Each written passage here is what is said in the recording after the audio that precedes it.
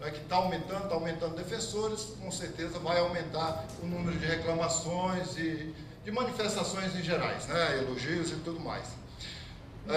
Inclusive já se tem conhecimento de um sistema que funciona, parece que muito bem na Bahia, a Luciana já nos passou essa informação no Conselho. Um outro desafio é o acompanhamento das deliberações do ciclo de conferência da Defensoria Pública. E o Pedro, que é o nosso colega aí, que acompanhou as pré-conferências e as conferências, né? E a gente vê que há reclamações, inclusive da primeira conferência, que não foi, vamos dizer assim, colocada em prática, né? Então, acompanhar e reforçar o grupo que já está monitorando. Outro desafio é a relação com os movimentos e organizações sociais, LGBT, movimento negro, moradia, bom, um monte de movimento aqui. Eu acho que essa relação, ela é o coração da ouvidoria, né? E acho que a ouvidoria, ela tem tanto que receber como para dar, né? Eu acho que um outro ponto que eu pessoalmente não entendo muito, mas quanto? Tá bom, tá jóia, vai dar. Um outro ponto importante é a questão dos presos provisórios dos egressos. Eu entendo muito de egresso, né? Porque cada hora que a gente sai na rua, a gente encontra um egresso que na saidinha ficou e não sabe como é que faz para voltar agora. Nós estamos com 22 casos ali no Parque Dom Pedro que a gente não consegue resolver. Precisa enfrentar isso. A questão dos presos provisórios está em debate, né? Está em discussão na Defensoria e a gente precisa fazer esse enfrentamento. Eu acho que a questão de incentivar a participação no Conselho Superior, o Conselho tem um espaço toda sexta-feira que é para a sociedade civil. Pouca gente sabe. Quem daqui sabe? Só 2 pessoas. Então nós temos que divulgar mais isso e nós somos convidados a participar desse espaço. É um espaço nosso para colocar as nossas reclamações, sugestões, melhoras para a Defensoria e tudo mais. Bom, tem mais algumas questões aqui que eu vou falar bem rapidinho. A questão, acho que precisa a ouvidoria enfrentar também a questão da formação de lideranças, né? Eu acho que para os movimentos sociais vai ser muito importante esse processo, né? Eu acho que o ouvidor que foi escolhido aqui, eu sugiro que a gente se comprometa com esses... Ouvidora, desculpa, obrigado, Dito. Ouvidora. A questão de gênero e raça, né? Eu acho que está colocado o desafio, foi colocada a discussão das cotas, não passou, né? Mas eu acho que é uma discussão. 47% se declaram pardos e pretos dos usuários da Defensoria. Então vocês imaginem, não é que precisa. E no âmbito do atendimento, avançar no acompanhamento das subouvidorias, no sentido de aprimorar. Reforçar a área da comunicação da ouvidoria, né? Avaliar novas ferramentas e reforçar a relação com o CONDEP. Eu acho que o CONDEP, né, ele é essencial nesse processo. A gente precisa reforçar o CONDEP e reforçar a relação. Queria agradecer. Obrigado.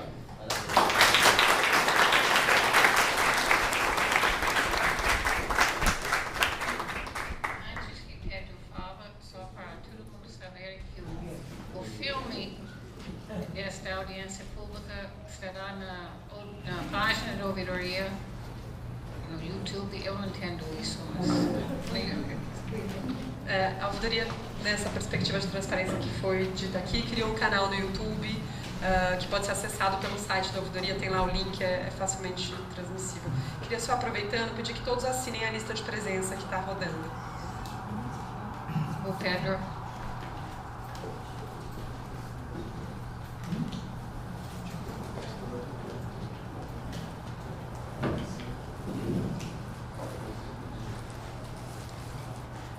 Muito boa noite a todas e todos. É uma grande honra estar numa audiência pública compondo a banca de candidatos e candidatas à posição tão estratégica no mundo da sociedade civil e do movimento popular, que é a ouvidoria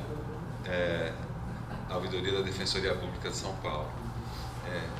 Queria cumprimentar a Michael, que nesse fim de sessão cumpre esse valioso e essencial, estratégico papel. Queria cumprimentar a Luciana Zafalon, com quem nós todos aqui nessa mesa temos tido a oportunidade de aprender tanto nesses tempos.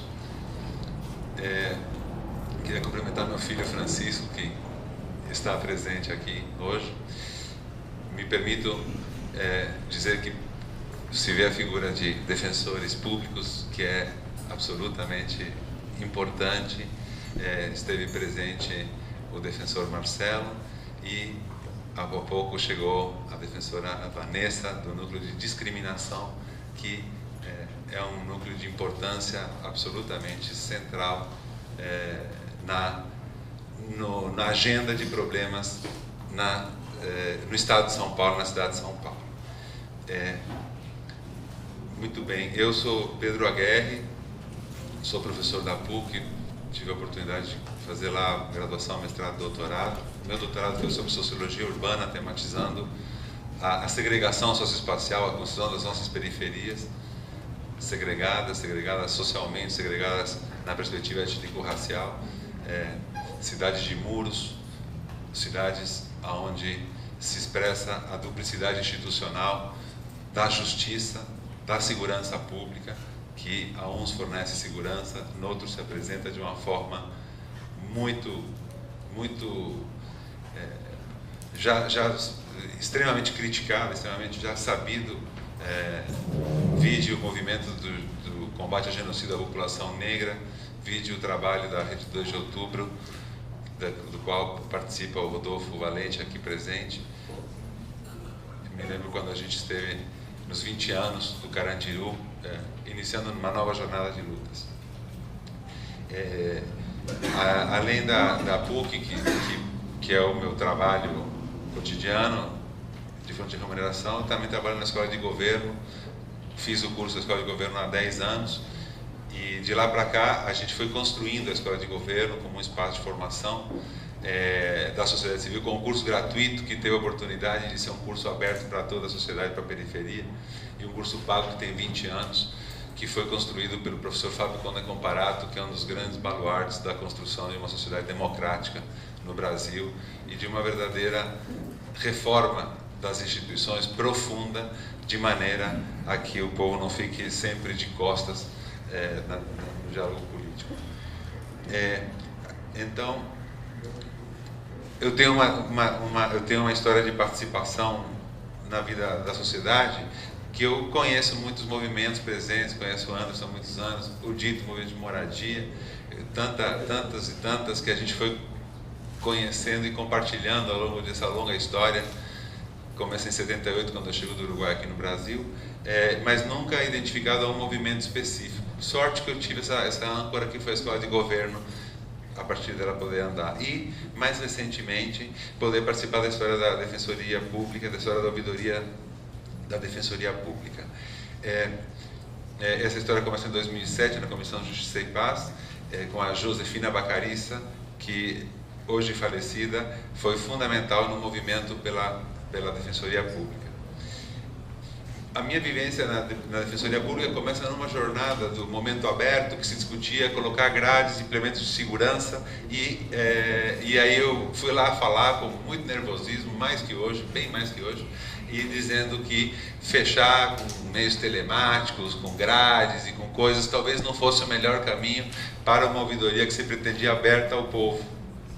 Então, a Defensoria Pública, exatamente, o prédio da Liberdade.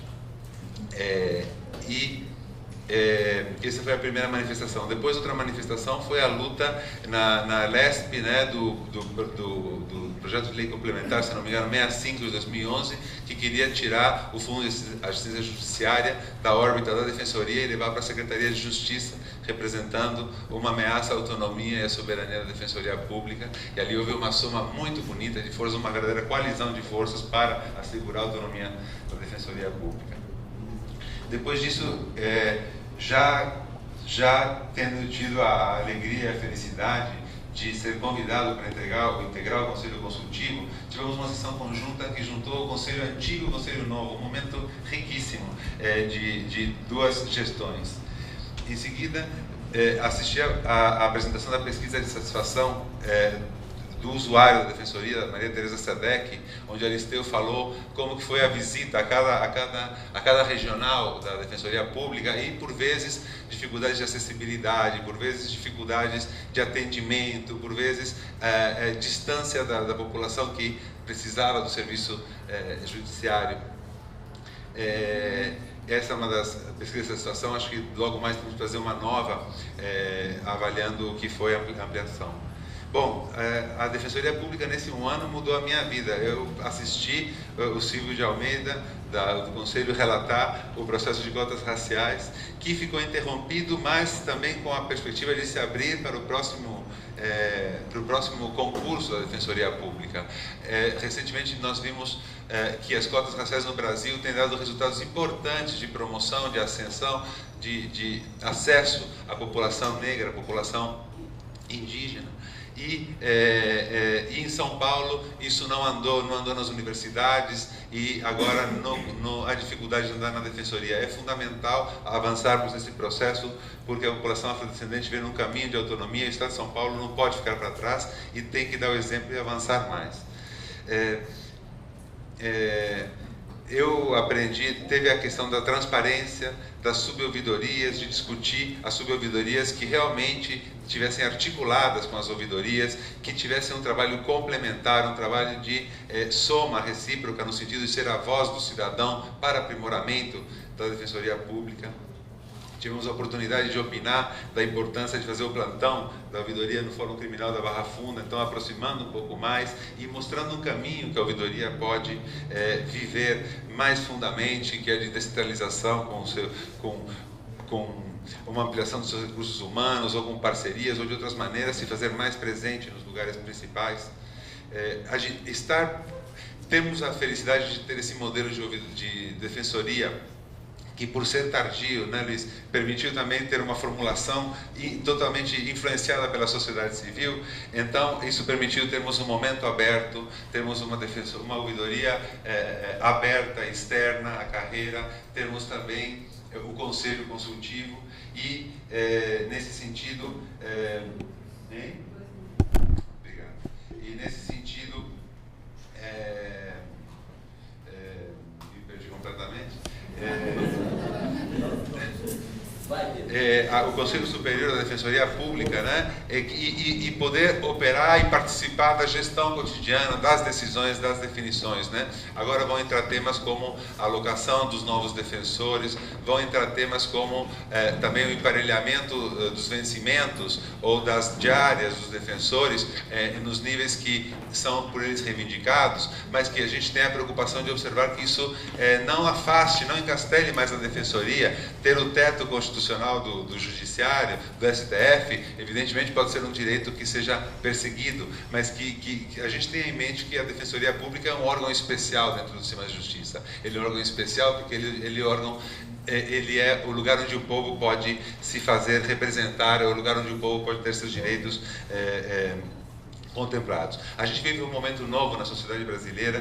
Eu lembro do livro do Eder Sader, quando novos movimentos entram em cena, né, quando novos personagens entram em cena. Eu acho que os anos de 2011, 2012, os movimentos de junho nos chamam a atenção para isso. Nós temos uma pleiade de movimentos importantes que construíram a democracia no Brasil. Agora temos novas vozes e é importante nos acostumarmos com a pluralidade e nos juntarmos no combate à criminalização dos movimentos sociais, estarmos unidos para sermos democráticos na diversidade e na pluralidade, porque a razão de Estado não pode se sobrepor às reivindicações populares ameaçadas por reintegrações de posse, por despejos, por uma violência policial extraordinária, por um sistema prisional que deve ser radicalmente reformado, evitando encarceramento em massa e assim por diante. Eu queria então agradecer e dizer que independentemente da definição, nós estaremos juntos no Conselho Consultivo por mais um ano, Luiz Corrara, Alderon e eu. Muito obrigado a todos e todas.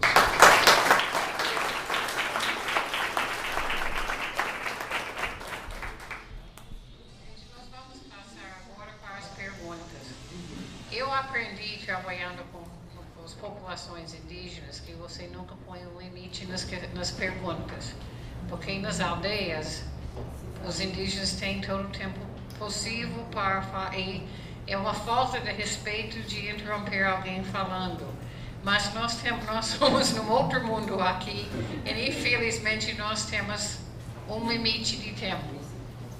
Então nós estamos pedindo que cada um que faz uma pergunta tenta fazer 1 minuto.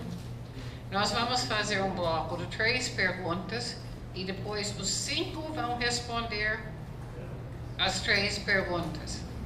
Então, para que isso ande realmente, eu sei que é difícil, mas vamos tentar ser sucintos. E eu só queria avisar que aqui ao lado tem café, tem água, tem comida, bolacha, etc. É que a gente não vai parar para fazer um intervalo, porque se aí a gente nunca retoma e perca. Então, se alguém sente vontade, sente livre de levantar, comer alguma coisa. Luciana vai anotar os nomes das pessoas que têm perguntas. Eu vou anotar, talvez muito por identificação visual. Eu peço só, já temos as 3 primeiras, eu peço só que quem for falar se apresente no momento da fala com o nome completo e de onde vem, para que eu possa anotar para a gente constar em ata, tá bom? Nós temos as 3 primeiras perguntas, com o companheiro aqui da frente, a Anabela e o companheiro lá atrás. Eu vou pular primeiro. Boa noite a todas e a todos. André Luiz, do Fórum de Transparência, Participação e Controle Social.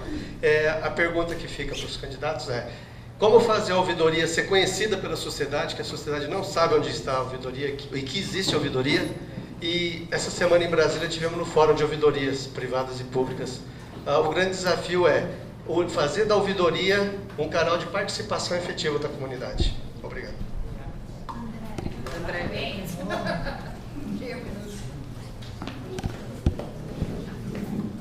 Boa noite a todos e todas. Meu nome é Anabela Andrade. Eu trabalho com mulheres em situação de violência doméstica e eu gostaria de... Eu não ouvi nenhum de vocês falar nas mulheres. Então, isso para mim é lamentável, tá? Então, eu gostaria de colocar isso em pauta para vocês. Se algum dos homens for eleito, por favor. Nós temos sérios problemas, nós estamos com as nossas delegacias fechadas de fim de semana. Então, isso é a primeira pauta de quem for ouvidor. Reabrir as delegacias no estado de São Paulo. Tá? Muito obrigada.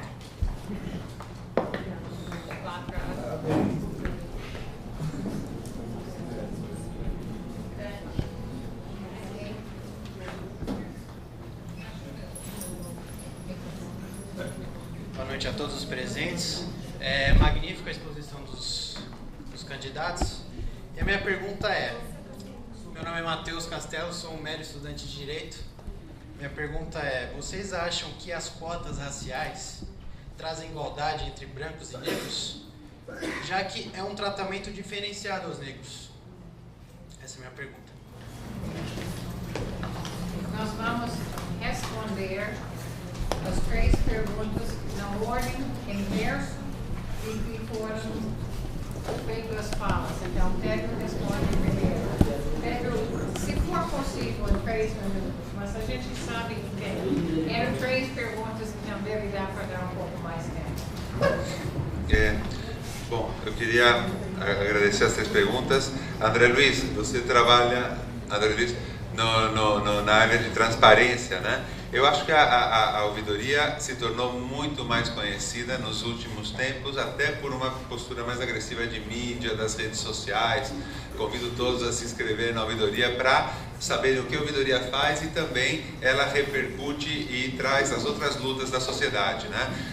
Teve a questão da revista vexatória, da audiência pública, teve uma audiência pública sobre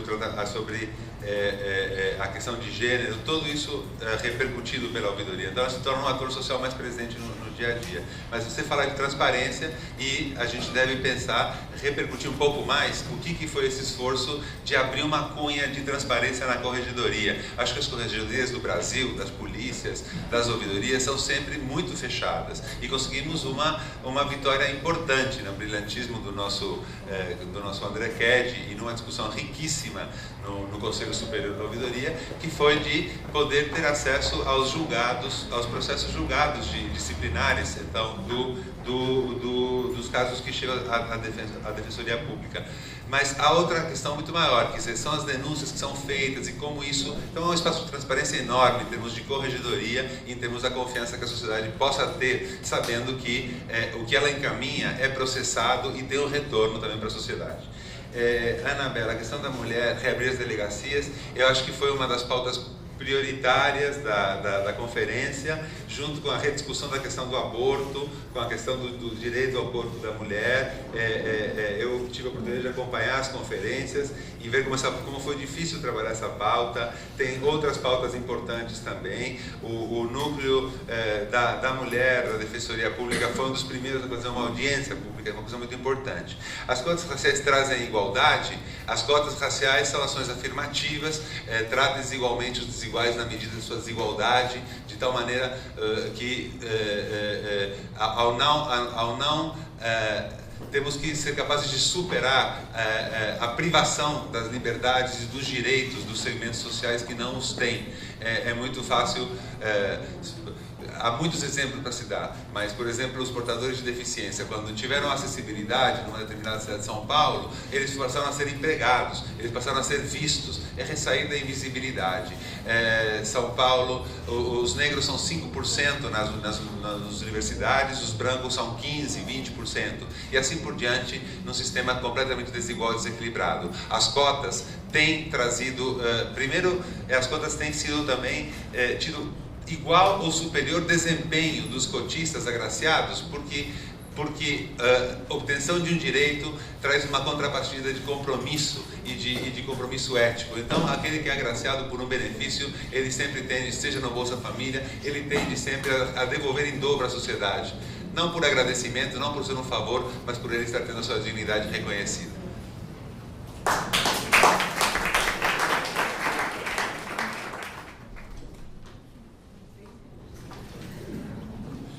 Bom, André, eu acho que você colocou uma questão também que é um desejo nosso, né? Acho que desde o início, quando eu entrei na ouvidoria, eu percebi isso.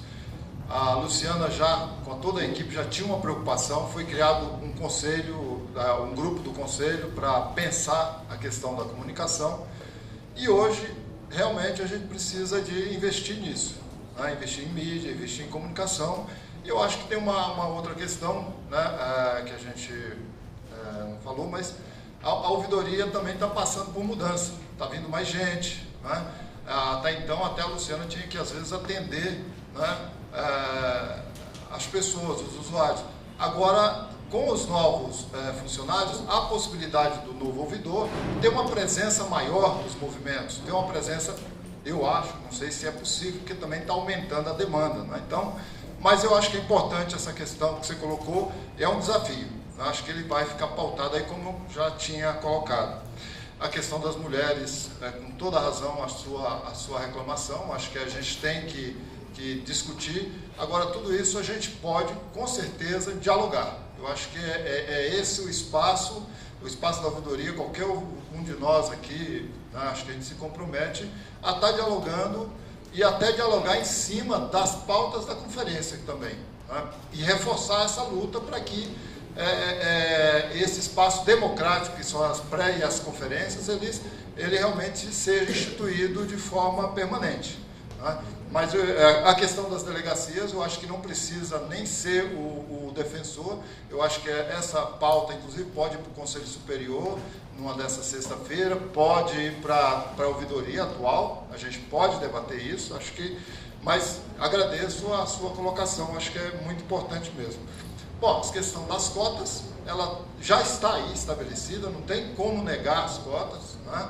A gente negou tantos direitos aos negros, né, que agora realmente o Estado tem a obrigação de abrir essas cotas em todas as frentes, não é só na faculdade, na universidade, na defensoria, no Ministério Público, né? Todas essas frentes precisam de cotas para a gente abrir um caminho, né? Precisa esse primeiro caminho, ele precisa ser aberto, com políticas públicas.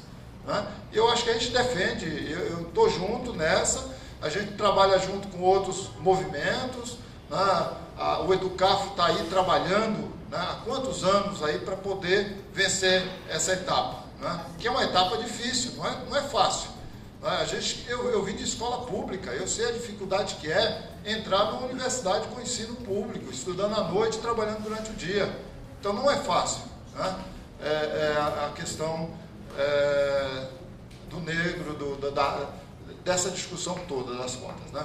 Acho que é isso.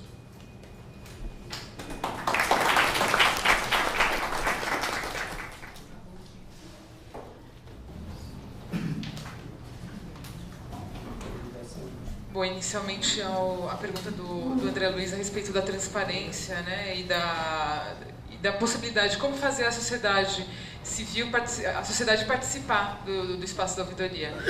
Eu acho assim, além, né, dos recursos que já estão sendo empregados, como disponibilizar vídeo, tem um canal aberto no YouTube, os canais de acesso de reclamação, sugestão, de manifestação, né? As caixinhas, o Face, a página da ouvidoria mesmo.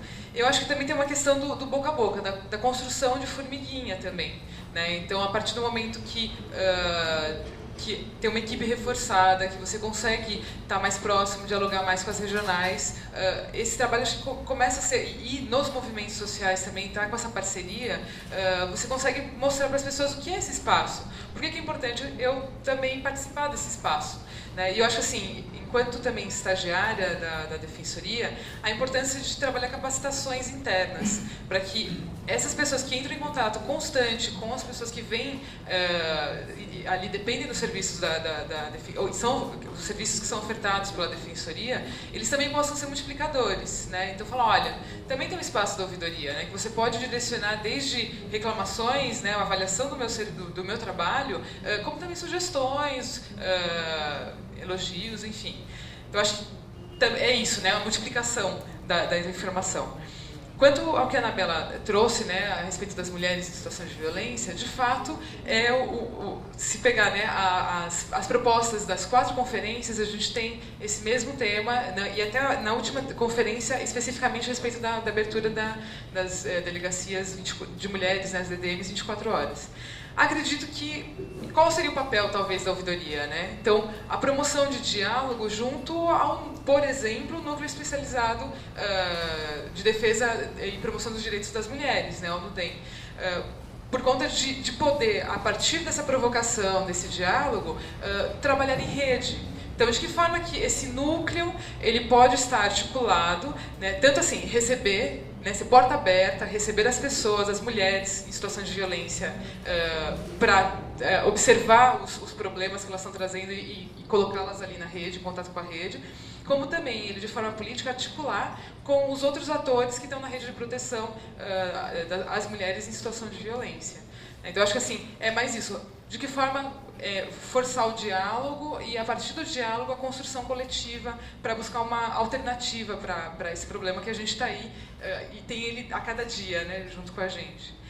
Quanto à pergunta do Matheus, né, a respeito das cotas, então, assim, acho que a gente parte de que não estamos falando de pessoas que historicamente tiveram tratamento igualitário, né? A gente não está... Você, como estudante de Direito, sabe que é a isonomia, né? Então, a gente não está partindo de iguais que têm de receber o mesmo tratamento. De que forma, né, você conseguir promover com que supere essa desigualdade? Né? Então, eu acredito que as cotas elas iriam nesse sentido.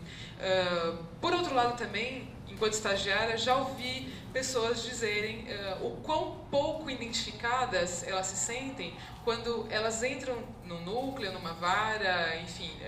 e todas as pessoas são brancas, né? Então, que ela não tem identidade com as pessoas que estão recebendo essa demanda, né? Então, ela está trazendo ali uma denúncia de discriminação racial, que a gente tem, né, toda essa discriminação velada, né, porque, afinal de contas, o racismo é crime, e essas pessoas brancas que ela não consegue se sentir acolhida. Então, assim, é lógico, pessoas brancas podem acolher as demandas trazidas, né, de discriminação racial.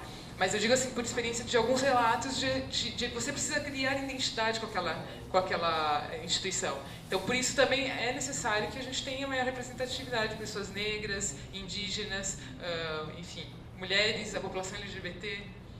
Obrigada.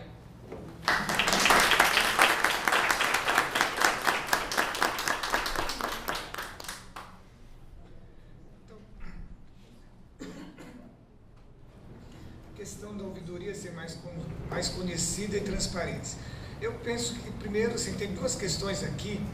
Eu acho que, assim, antes da ouvidoria ser conhecida, eu penso que a defensoria precisa ser conhecida. Porque se você só vai abordar o que ela não faz, ou questionar, elogiar, na medida que você conhece bem o prestador de serviço. É comum a gente encontrar qualquer pessoa da população e falar, tem esse problema, onde eu vou, o que eu faço?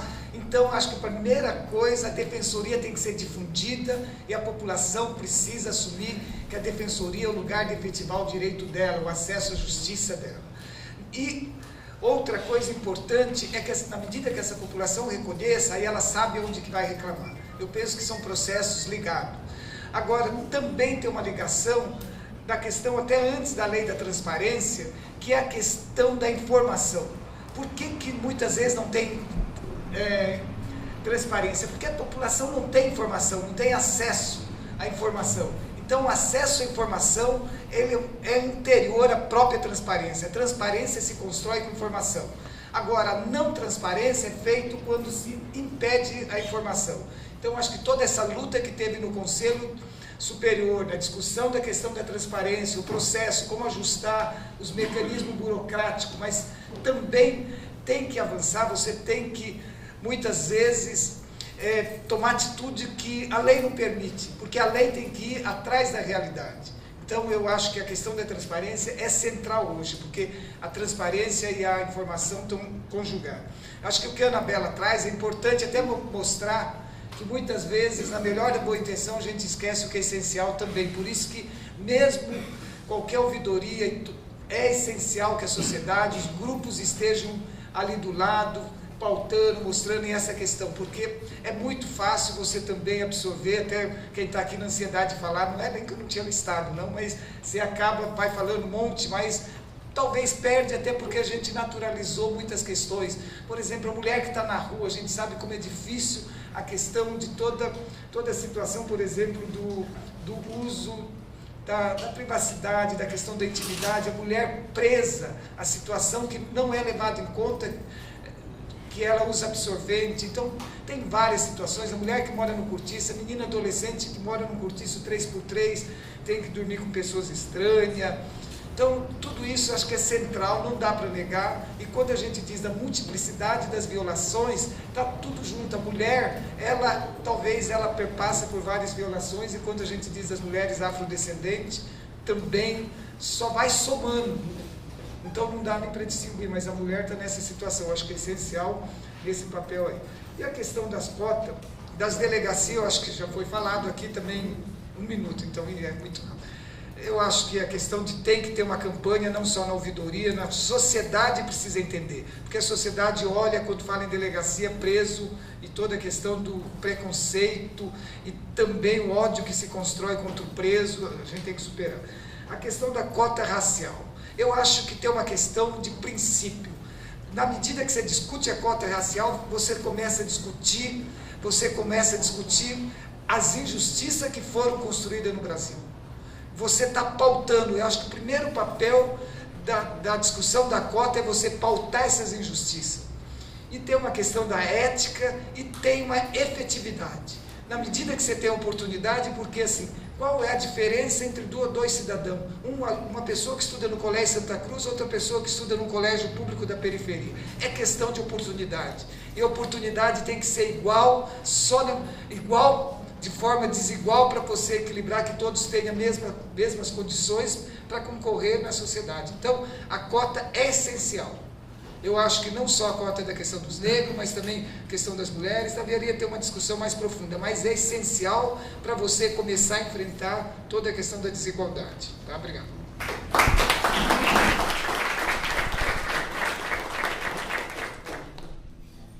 Primeiramente, respondendo você, Ana Luiz.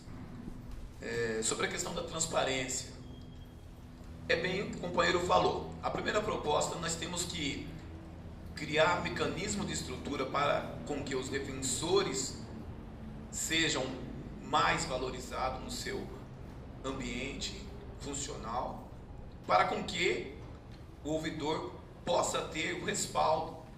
Agora, sendo bem objetivo na tua pergunta, que é o foco, como fazer para a sociedade civil ter informação? É exigir do governo do estado que coloque as propagandas em canais abertos, em rádios abertos, que daí chega diretamente à dona de casa, ao trabalhador, ao assentado, ao morador de rua, a todas as camadas da sociedade. É exigir do governo. Nós temos de criar articulação para que isso seja feito o mais rápido possível. Enquanto discussões assim sistemáticas nas questões raciais, nós exigimos do governo que todas as campanhas de ordem federal, ela vá para a televisão no horário nobre, para provocar um impacto na sociedade. Então essa é a proposta que eu defendo. Sobre a questão da Ana, com todo o respeito que eu tenho às companheiras, eu comecei falando da história da minha mãe, que foi uma militante, guerreira, que morreu na fila do SUS esperando um exame para diagnosticar um câncer que a presidenta Dilma tem, e está sobrevivendo com ele há mais de 10 anos. Sobre a questão da implantação e funcionamento das delegacias das mulheres aos finais de semana, falo com muita propriedade. Eu estou na assessoria hoje de um grupo de mulheres e que nós estamos nessa luta aí há pelo menos 10 anos em São José dos Campos, com a companheira Amélia Naomi, com a Ângela do CMP, com a vereadora Juliana, companheiras de militância e de luta e que fazem parte também da Católicas Legais pelo aborto. Então você pode ter certeza que eu defendo essa linha também. Sobre a questão das domésticas, as suas categorias que você defende, é notório quem é doméstica no Brasil. A grande maioria esmagadora das domésticas são mulheres negras. E digo ainda com toda a convicção, as domésticas negras não têm o mesmo tratamento das demais companheiras domésticas. Isso nas relações do trabalho, na relação de renda e algo mais. Então terá com certeza nosso apoio. Agora, sobre a questão do Matheus, eu quero parabenizar você pela ousadia dessa pergunta. O momento para se discutir cotas, Matheus, vou dar uma sugestão de leitura do meu grande professor Frei Davi. Nós temos que estudar um pouquinho os 7 atos oficiais que marginalizaram o povo negro brasileiro. Não dá para se discutir cota sem ter um entendimento histórico. Então eu deixo como sugestão a você e a todos os colegas acadêmicos, que eu também fui, não sou mais, essa leitura. É lógico que eu defendo as cotas como ferramenta de transformação. A cota é um mal necessário. Eu tenho o sentimento que vivêssemos numa sociedade de equidade historicamente, não seria necessário, em hipótese alguma, ter as cotas. Mas, quantos alunos negros tem na tua turma? Fique em pé e olhe nos meus olhos e responde. Com todo o respeito que eu tenho à plenária. Eu pergunto para meus amigos, colegas defensores, quando vocês formarem direito, quantos alunos tinham na sala de aula? A cota é uma ferramenta de reparação que precisamos discutir de maneira com responsabilidade. O Brasil vem passando ultimamente com muita transparência a visão do ódio racial. Até recentemente nós podemos falar que o Brasil era um país onde não existia esse ódio racial. Agora, foi anunciar uma Copa do Mundo e todos os olhares da sociedade internacional olhar para o Brasil, nós começamos a perceber como é tão difícil ser negro no Brasil. E concluindo, as políticas de cota ela precisa ser ampliada para todos os demais campos da sociedade. E como os companheiros todos disseram, eu sou a referência. Eu estou aqui como referência. Eu sou o resultado do movimento social, com a formação e postulando algo dentro de um Estado organizado que não permite até hoje o negro assumir seus cargos estratégicos. Finalizo dizendo assim.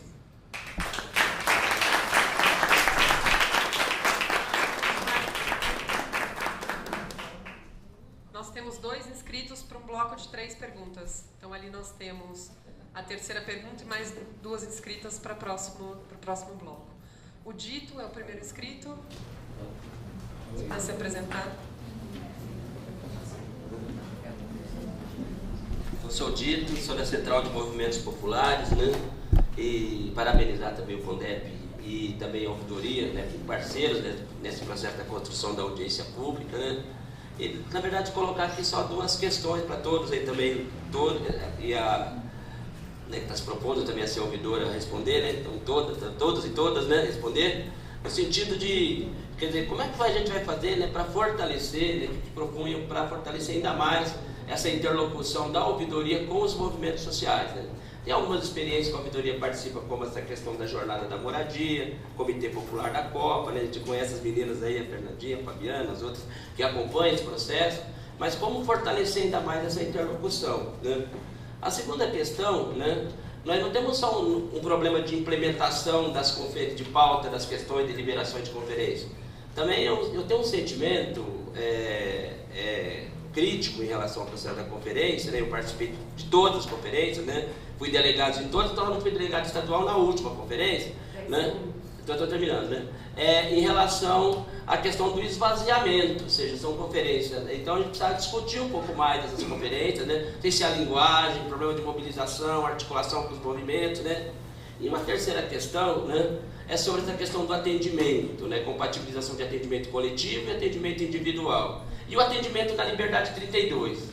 Eu vou propor o seguinte, né, mudar a ouvidoria, né, Defensoria Geral para lá, para 32, e o povo para Boa Vista 200, né, porque, pelo amor de Deus, né, cara, o povo, né, viver naquele prédio, né, ou seja, naquela situação, sem acessibilidade, as condições super precárias, tem que ser um desafio crítico da ouvidoria, né, e do conjunto dos movimentos, mudar a condição de tratamento do povo na Liberdade 32. Muito obrigado.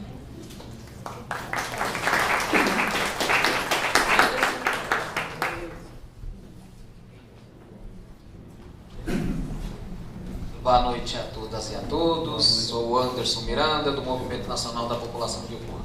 Quero parabenizar o CONDEP e a ouvidoria por essa audiência também e de trazer esses excelentíssimos candidatos bons para ser ouvidor. Primeiro eu queria trazer para a ouvidoria, para a gente poder atuar contra o gueto da defensoria. Nós, enquanto movimento, não temos mais que aceitar que a defensoria atenda na rua, lá aonde atende a população de rua. Foi na rua, no São Francisco. Por quê? Porque as demandas, muitas vezes, da defensoria não aproxega lá onde tem que aproxegar e as turmas não têm resposta. A gente guetar população de rua, LGBT, quilombolas, indígenas, não dá certo.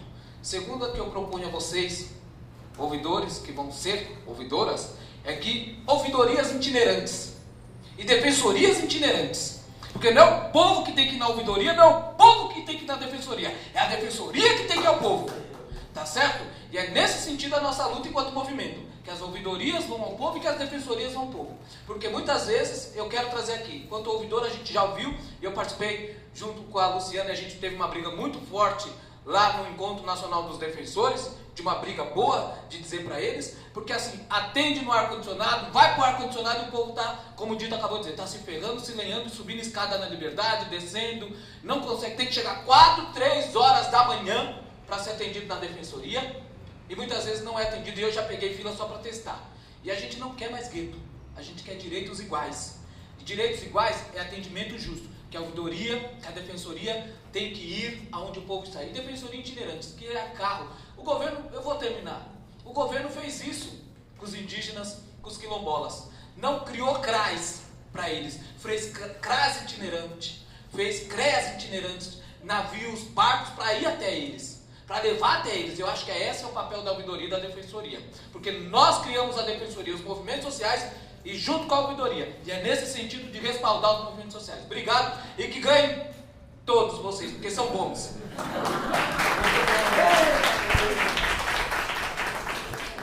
Foi mineiro agora, né?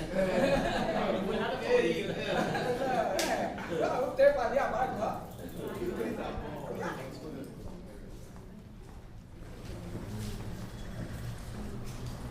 Bom, boa tarde a todos e a todas. Eu sou o Robson Mendonça, sou presidente do Movimento Estadual da População de Rua de São Paulo. Em primeiro lugar, quero parabenizar os candidatos e a atual gestão pelo trabalho que tem realizado e o trabalho que é árduo, que eu sei que os candidatos estão aptos para realizarem. Agora, não é uma pergunta, mas sim uma sugestão, quase parecido com o que o Anderson trouxe. Na questão da transparência e da visibilidade à ouvidoria. Por que não levar um ouvidor para os movimentos sociais, ou ouvir, ou se não, dar uma palestra, o que é a ouvidoria? Essa é a sugestão que eu quero trazer para vocês.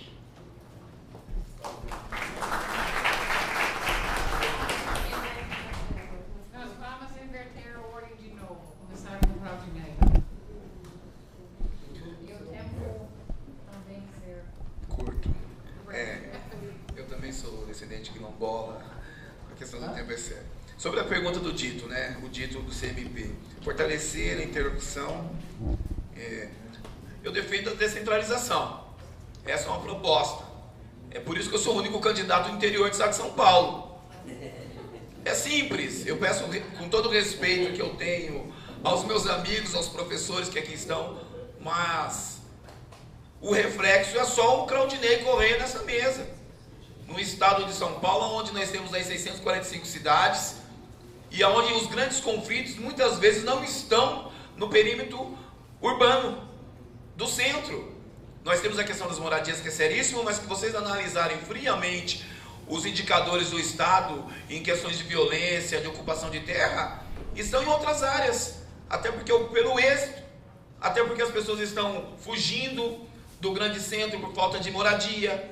Então nós levamos até essas pessoas as estruturas.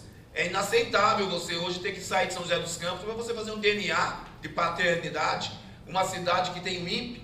Isso é a realidade do estado de São Paulo. E o governador, ele tem a estrutura, ele tem as ferramentas, o Estado brasileiro tem as ferramentas para descentralizar. Então eu defendo que seja descentralizado todas as ferramentas públicas, assim como defensoria, ouvidoria, delegacia de mulher, DECRAT, que é uma vergonha só ter o DECRAT na capital, e quando você pega os indicadores aí na região campineira, de Jaú, ou até mesmo no eixo Rio-São Paulo, estão maiores índices de violência contra o negro, na questão racial, pela falta de ferramenta de defesa do Estado. Agora, sobre a questão que o meu amigão Anderson colocou, Anderson, é notório saber por todos nós que vivemos na sociedade brasileira o resultado dos 388 anos de marginalização, de escravidão e de exploração do homem branco pelo homem negro. Vivemos apenas um reflexo, isso é fato.